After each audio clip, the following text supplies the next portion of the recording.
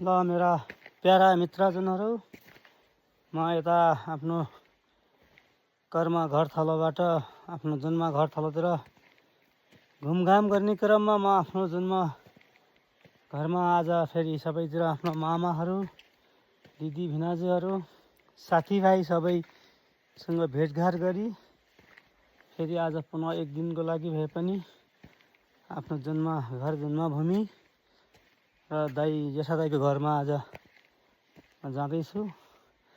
जाने क्रममा अब यात्राको सिलसिलामा यहाँ घाटी मोटरको ठाउँमा यस्तो धुलोअम्मे बाटोहरूको विकास भएको हुन्छ।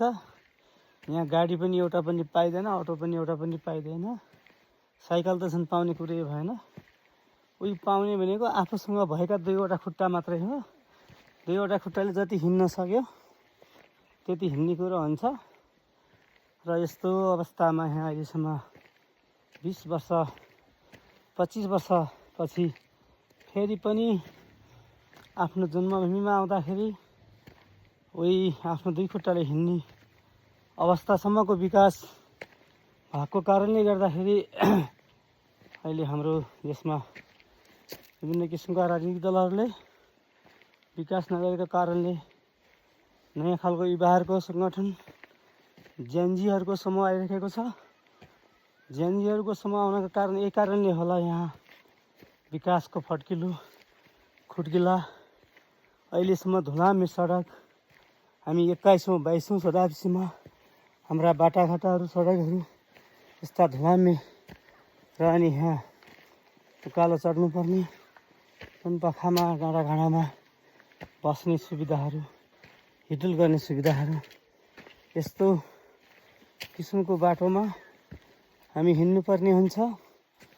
आफ्नो यात्रालाई अगाडि बढाउनु पर्ने हुन्छ। र खासै यसमा मलाई भिडियो बनाउन रहर त थिएन, तर पनि आफ्नो गाउँठाउँलाई, आफ्नो एउटा जन्मेको हुर्केको ठाउँलाई अहिले 20-25 वर्ष फर्केर हेर्दा पनि अवस्था त्यहाँको उही जटिल अवस्था र हिँड्ने बाटो सडक नभएको र भए पनि धुलाम्मे सडकहरू भएको र यसमा है आफ्नो शरीरलाई सास निकाल्दै यस्ता खुड्किला उकालाहरू चढ्ने क्रममा आफ्नो मनोरञ्जनको लागि सानो र छोटो एउटा मिठो भिडियो अपलोड हुँदैछ। यसमा